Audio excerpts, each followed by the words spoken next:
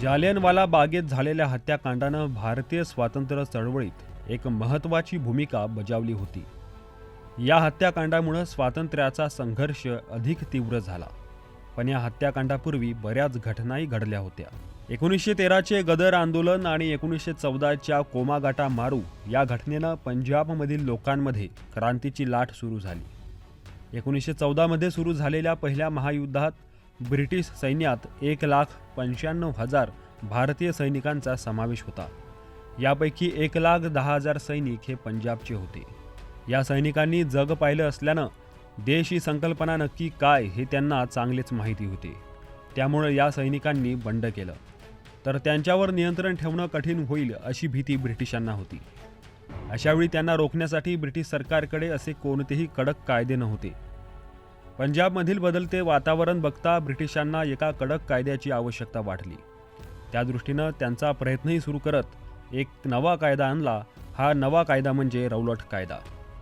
जेव्हा ब्रिटिश सरकारनं या कायद्यासंदर्भात चर्चा करण्यास सुरुवात केली त्यावेळी या कायद्याला प्रचंड विरोध झाला. माध्यमांमध्ये या विरोधाचा तपशील प्रकाशित करण्यात आला होता. एक ऐसा चीज था जिसमें नो दलील, नो अपील और नो वकील का मैटर था.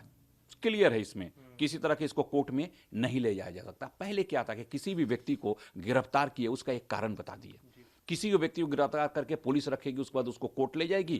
कोर्ट में जाकर के उसको जो भी अपना गवाही देना अपना वकील रख करके इसमें कोई सिचुएशन ही नहीं था.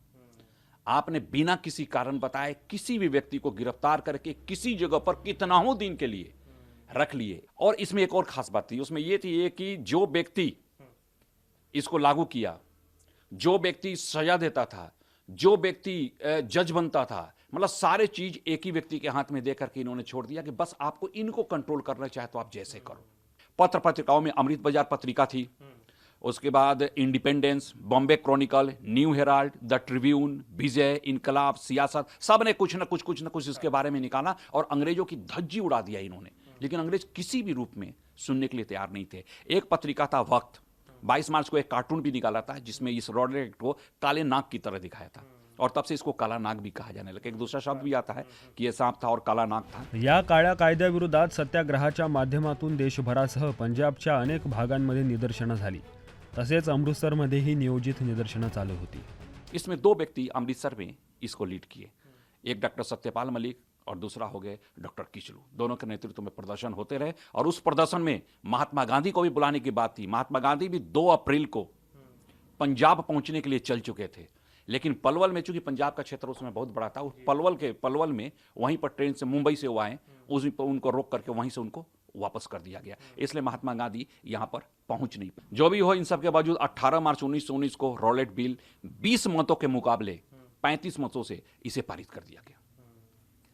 10 अप्रैल को जिलाधिकारी जो इरविन था, अमृतसर का जो जिलाधिकारी था, उसने डॉक्टर किचलू और सत्यपाल मलिक दोनों को बुलाया और धोखे से 10 बजे सुबह में बुला करके उन दोनों को गिरफ्तार कर लिया गया.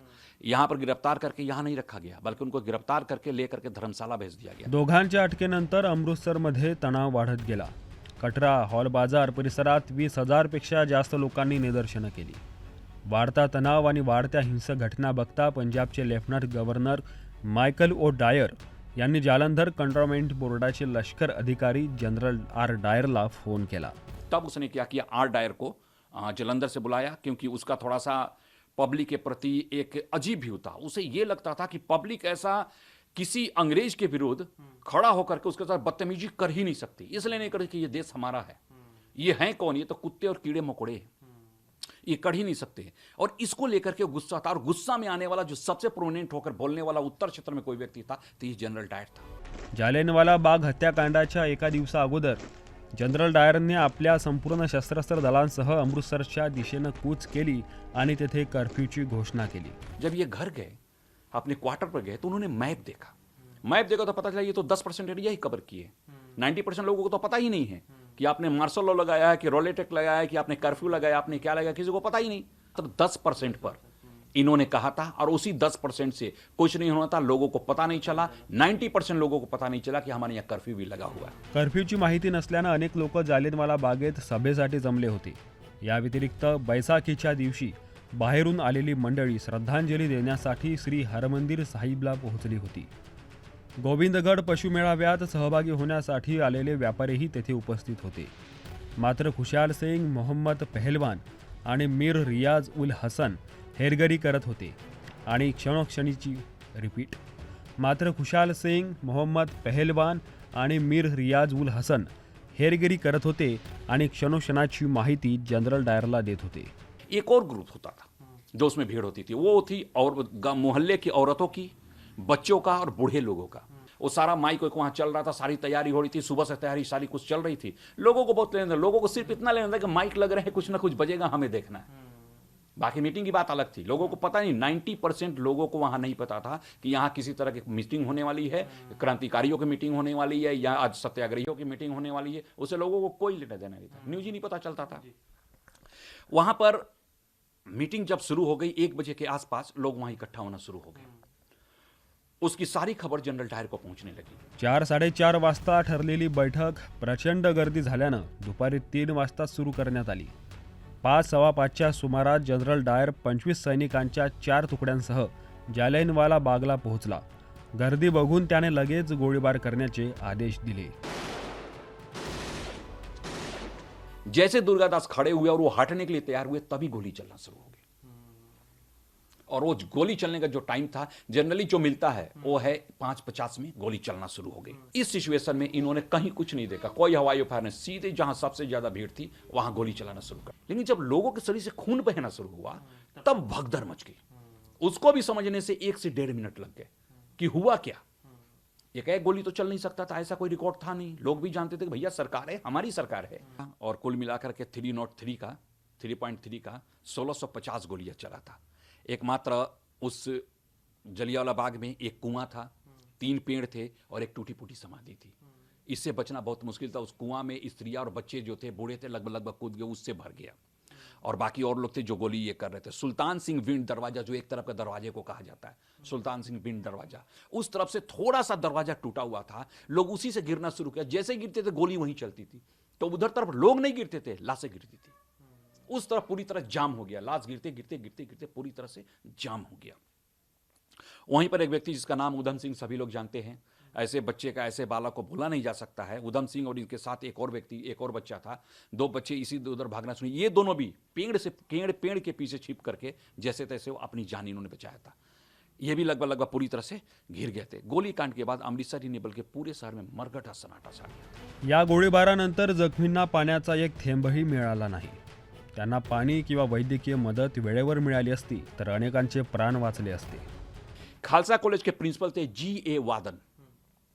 उन्होंने वो गए वहां पर लाहौर में जहां डायर बैठता था, जो जनरल ओ डायर, जो लेफ्टिनेंट गवर्नर, हाँ वो बैठता था. उसको उन्होंने सूचना दिया कि 5000 लोगों की भीड़ थी, हमें मतलब पुलिस को गोली चलानी पड़ी और गोली चलाने में 200 लोग मारे गए. ये पहला रिकॉर्ड आता है कि 200 लोग मारे गए. पंजाब का मुख्य सचिव था J.P. थॉमसन. वो लिखता है कि 291 लोग मारे गए थे. उसमें भी वो डाटा देता है कि 211 अमृतसर शहर के थे.